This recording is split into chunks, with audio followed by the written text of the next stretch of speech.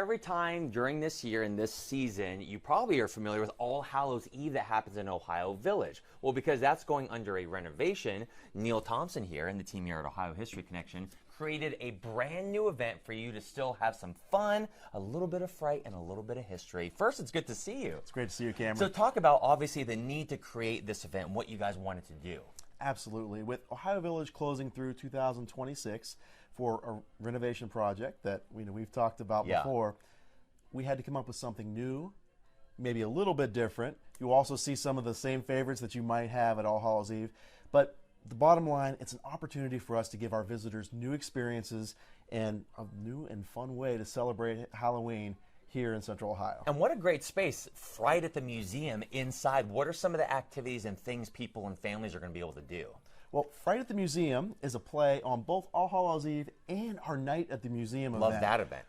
Thank you. Yeah. So we're going to have a lot of interactive activities. This is going to be family friendly, not scary, spooky. Spooky. So you'll be able to come, you'll be able to learn about things like nocturnal animals, for instance. But you'll also be able to have fun with some crafts. You'll be able to do a monster mash in our Lustron home where we're standing right now. There'll even be a dance party to end the evening with some fun Halloween songs. So a lot of opportunities, about a dozen different stations to come out and learn about the history of Halloween and just have some fun. And I think there's something so fascinating to know how people celebrated the spooky season throughout the decades. And I was curious, looking at this decor, again, here in 1950, quote unquote, this is actually period appropriate and accurate? Absolutely, it is. It's how a home might have been decorated in 1950 to celebrate Halloween. I love the fact that you were able to find these graphics to recreate them. And even over here, again, we're looking at the drawings. They're so vintage, which I'm sure is back in style for so many people.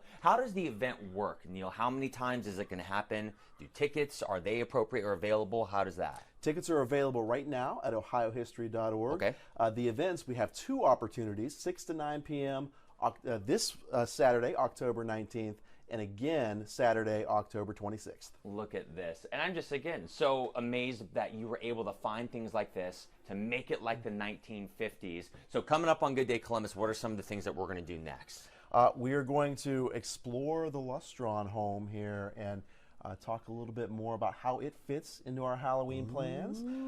And then, I mentioned a dance party. We might even be doing that. Are we going to have a monster mash? Yes, absolutely. You know, it's funny, the song's not actually at the dance, it's about a dance that's somewhere else. So we won't go to the deep dive there, guys. We'll toss it back to you, Fright at the Museum here at Ohio History Connection. And again, we'll show more of these because, everyone's looking for more Halloween decor. Look how vintage this is. Look at the way that witch looks. Yeah. And that cat. It's what Kurt had on him. It's what Kurt had when he was, decorating.